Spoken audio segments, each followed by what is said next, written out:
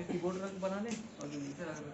बच्चों, हम लोग पढ़ रहे हैं विद्युत के महत्वपूर्ण सूत्र। ठीक है, विद्युत के चैप्टर में जो भी महत्वपूर्ण सूत्र आने वाले हैं उन सूत्रों के बारे में हम पढ़ रहे हैं। यहाँ पे हमने सारे सूत्रों को लिख दिया है। कुछ जो चीजें हैं, जो जरूरी चीजें हैं, उन्हें हमने याद कर दिया है। हाँ, उन चीजों को मैंने जो है लिख दिया है। आप लोगों को बस उसे एक बार क्विक रिवीजन करने के दौरान रट लेना है। ठीक है, तो विद्युत के महत्वपूर्ण सूत्र कौन कौन से हैं? Q बराबर या नहीं। Q बराबर क्या है? ये Q क्या है? N क्या है? त्यागे या ग्रहण किए गए इलेक्ट्रॉनों की संख्या या कमी या वृद्धि इलेक्ट्रॉनों की संख्या। E क्या है? इलेक्ट्रॉनों का आवेश। फिर क्या है? V बराबर IR, जो कि ओम के नियम से हमने पाया है ना। V क्या है? I क्या है? और R क्या है? R प्रतिरोध, I विद्युत धारा और V क्या है? विभवांतर। इसी प्रकार तीसरा सूत्र आता है Q बराबर IT। Q क्या है? आवेश। I क्या है? विद्युत धारा। T क्या है? समय। तो ये Q बराबर IT, ये भी एक फार्मूला है। और एक सूत्र होता है चौथे नंबर पे आया आपका I बराबर NI बटा के T। N क्या है? त्यागे या ग्रहण किए गए इलेक्ट्रॉनों की संख्या। E है इलेक्ट्रॉन का आवेश और T क्या है? समय। और I विद्युत धारा है ही। फिर इसके बाद आता है विभवांतर V बराबर या विभव V बराबर W अपान Q। तो W है कार्य, Q है आवेश और V क्या है? विभवांतर या विभव। फिर आता है वैद्युत प्रतिरोध R बराबर सूत्र V बटे I। तो R प्रतिरोध हो गया, V विभवांतर हो गया और I क्या हो गई? विद्युत धारा। ये सूत्र आपके ये हो गए। इसके बाद सूत्र आता है श्रेणी क्रम संयोजन में तुल्य प्रतिरोध का सूत्र, जिसे याद करने की आपको आवश्यकता है। वो होता है R बराबर R1 plus R2 plus R3। और भी प्रतिरोध हो तो R4 R5 ऐसे कर सकते हैं। ठीक है, इसके बाद समांतर क्रम संयोजन में जो तुल्य प्रतिरोध का सूत्र होता है वो होता है 1 अपान R बराबर 1 अपान R1 प्लस 1 अपान R2 प्लस 1 अपान R3 डॉट डॉट डॉट। और भी प्रतिरोध हो तो आप बढ़ा सकते हैं। ठीक है, इसके बाद जब किसी चालक में हम विद्युत धारा प्रवाहित करते हैं तो चालक तो गर्म होने लगता है। तो चालक के गर्मी की जो माप है वो इन सूत्रों से की जाती है। ये एच के सूत्र है जो जूल के नियम के अंतर्गत आते हैं। तो जूल के नियम से हमने पहला सूत्र पाया एच बराबर W अपान 4.2, जो कि कैलोरी में आपको आंसर दिलाएगा। और या तो आप जूल में लिखना चाहते हैं तो डायरेक्ट जो एच की वैल्यू है या W की वैल्यू है इसी को लिख दीजिए। इसके बाद एच बराबर VIT, क्योंकि W बराबर VIT, W बराबर I स्क्वायर RT और W बराबर V स्क्वायर T बटे के R भी होता है। तो आप यहाँ पर H बराबर VIT जो कि जूल में आंसर लेकर के आएगा और VIT बटे के 4.2 का प्रयोग करते हैं तो ये कैलोरी में आंसर लेकर के आएगा। H बराबर I स्क्वायर RT ये जूल में आंसर लेकर के आएगा। H बराबर I स्क्वायर RT बटे 4.2 ये कैलोरी में आंसर लेकर के आएगा। H बराबर V स्क्वायर T बटे R ये आपका जूल में आंसर लेकर के आएगा। H बराबर V स्क्वायर T बटे के R इंटू 4.2 ये आपका कैलोरी में आंसर लेके आएगा। और सब वही चीजें हैं, V विभवांतर, I विद्युत धारा, T समय, H उष्मा की मात्रा, R प्रतिरोध है। यही 5 चर है इसमें। टोटल कितने चर हैं? 5 चर हैं। फिर क्या है? शक्ति के सूत्र आ गए। शक्ति के भी 4 सूत्र यहाँ पर।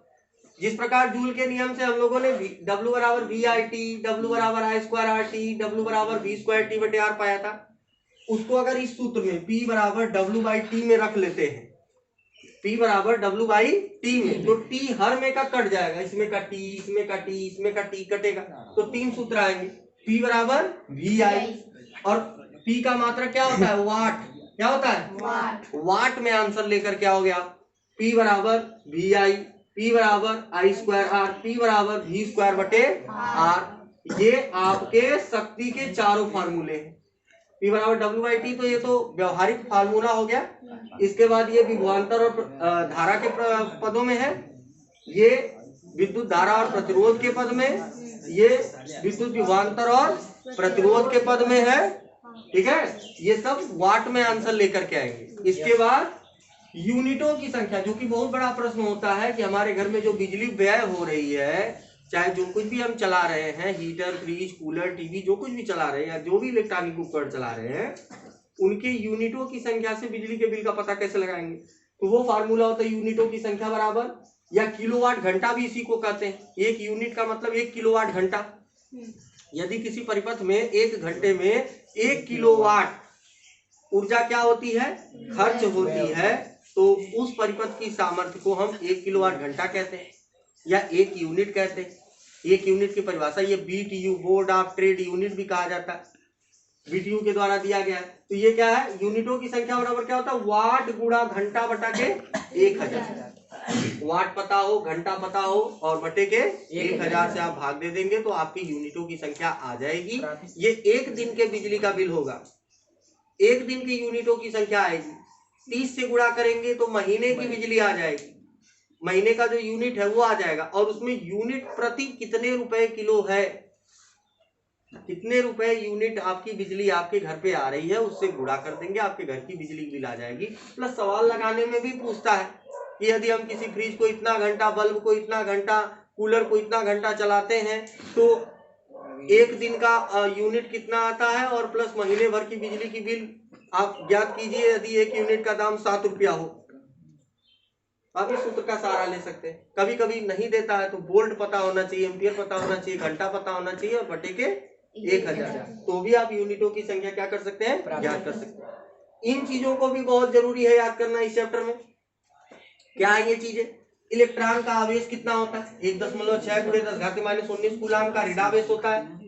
इलेक्ट्रॉन एक ऋणावेशित कण है, दुनिया का सबसे छोटा कण है। दुनिया का सबसे कम आवेश किस पर होता है, इलेक्ट्रॉन पर होता है। उसके बाद इलेक्ट्रॉन का द्रव्यमान कितना होता है, 9.1 × 10⁻31 किलोग्राम। फिर प्रोटॉन का द्रव्यमान कितना होता है, 1.67 × 10⁻27 किलोग्राम। इसके बाद प्रोटॉन पर आवेश की मात्रा क्या होती है, 1.6 × 10⁻19 कूलाम। इलेक्ट्रॉन और प्रोटॉन दोनों पर आवेश की मात्रा समान होती है, बस फर्क ये होता है कि इलेक्ट्रॉन एक ऋणावेशित कण है और प्रोटॉन एक क्या है, धनावेशित कण। इसके बाद फिर न्यूट्रॉन पर आवेश की बात आती है कि सर परमाणु की रचना तो इलेक्ट्रॉन, प्रोटॉन, न्यूट्रॉन तीनों ने की है, न्यूट्रॉन पर कौन सा आवेश होता है, न्यूट्रॉन पर कोई आवेश नहीं होता। न्यूट्रॉन एकदम उदासीन कण होता है, न तो धनावेश होता है न तो ऋणावेश होता है। न्यूट्रॉन का द्रव्यमान कितना होता है, तो मास ऑफ न्यूट्रॉन होता है 1.67 × 10⁻27 किलोग्राम। प्रोटॉन और न्यूट्रॉन द्रव्यमान में आपस में बराबर होते हैं, प्रोटॉन और न्यूट्रॉन द्रव्यमान में आपस में बराबर होते हैं। इलेक्ट्रॉन और प्रोटॉन आवेश में आपस में बराबर होते हैं। और ध्यान दीजिए ये तीनों ही मूल कण हैं। परमाणु जो होता है, परमाणु के नाभिक में प्रोटॉन और न्यूट्रॉन नाभिक में होते हैं, लेकिन इलेक्ट्रॉन बाहरी कक्षाओं में चक्कर लगाता रहता है। ये टोटल मिल करके एक संरचना का निर्माण करते हैं जिसको हम कहते हैं क्या, परमाणु, जो कि द्रव्य का सबसे छोटा कण है। द्रव्य का सबसे छोटा क्या है, कण है, उसी को हम परमाणु कहते हैं, जो स्वतंत्र अवस्था में रह भी सकता है और नहीं भी रह सकता है। फिर इसके बाद कुछ भौतिक राशियां यहाँ पर दी हुई हैं जिनके मात्रक हम अक्सर भूल करते हैं लिखने में। इन भौतिक राशियों का मात्रक भी आपको याद होना चाहिए। अगर आप इन भौतिक राशियों का याद कर लेते हैं मात्रक, तो आप 20 नंबर का जो क्वेश्चन आने वाला है ऑप्शनेटिव, उसमें से 2 क्वेश्चन इसमें से भी आएंगे, 2 क्वेश्चन इस टॉपिक से आएंगे, 2 क्वेश्चन इस टॉपिक में से भी आ सकते हैं। तो 6 क्वेश्चन का आपका ये 6 नंबर का क्वेश्चन तैयार करेगा ये चैप्टर। क्या है, भौतिक राशि आवेश का मात्रक क्या होता है, कूलाम। उसको और क्या कहते हैं, एम्पियर। क्या बोलते हैं, आवेश का मात्रक कूलाम भी होता है और एम्पियर सेकंड भी होता है। विद्युत धारा का मात्रक क्या होता है, एम्पियर। विद्युत विभव का मात्रक क्या होता है, वोल्ट या जूल प्रति कूलाम भी होता है। फिर समय का मात्रक क्या होता है, बल का मात्रक क्या होता है, न्यूटन भी होता है और किलोग्राम मीटर प्रति सेकंड स्क्वायर भी होता है। इसके बाद कार्य का मात्रक क्या होता है, ऊर्जा का मात्रक क्या होता है, भार का मात्रक क्या होता है, द्रव्यमान का मात्रक क्या होता है, प्रतिरोध का मात्रक क्या होता है, ओम भी होता है और वोल्ट प्रति एम्पियर भी होता है। इसके बाद शक्ति का मात्रक क्या होता है, वाट, और क्या होता है, जूल प्रति सेकंड। ताप का मात्रक क्या होता है, लंबाई का मात्रक क्या होता है। इस तरीके से अगर आप इसका रिवीजन कर लेते हैं तो समझ लीजिए इससे बेहतर और कोई तरीका नहीं है विद्युत की सारी चीजें दोहराने का। और महत्वपूर्ण प्रश्न भी बता देता हूं जिनको आपको हमेशा याद रखना है। क्वेश्चन क्या है, पहला क्वेश्चन इस चैप्टर में से उठाता है ओम का नियम। क्या उठाता है, ओम का नियम, ओम का नियम उठाता है। फिर इसके बाद दूसरा प्रश्न उठाता है श्रेणी या समांतर क्रम में तुल्य प्रतिरोध का फार्मूला प्राप्त कीजिए। श्रेणी या समांतर क्रम, श्रेणी या समांतर क्रम में तुल्य प्रतिरोध का व्यंजक, ये महत्वपूर्ण टॉपिक है। प्रतिरोध की परिभाषा, वोल्ट की परिभाषा, वाट की परिभाषा, यूनिट की परिभाषा, विद्युत धारा या विद्युत परिपथ की परिभाषा, परिभाषाएं जो भी है इस चैप्टर के अंतर्गत उन सबको याद करना आपकी जिम्मेदारी है। अब कौन सी प्रश्न पूछ दिया जाएगा बोर्ड एग्जाम में, आपको सारी डेफिनेशन से अवगत करा दिए हैं और सारे प्रश्न जो इस चैप्टर के रिवाइज होने लायक थे उसको बता दिए। अब जो सवाल बताएंगे हम इस चैप्टर से रिलेटेड, जो सवालें हैं आपके प्रश्न जो बुक में दिए हुए हैं, उन प्रश्नों को अब कल से इसको शुरू करते हैं, ठीक है। चलिए दैट्स ऑल।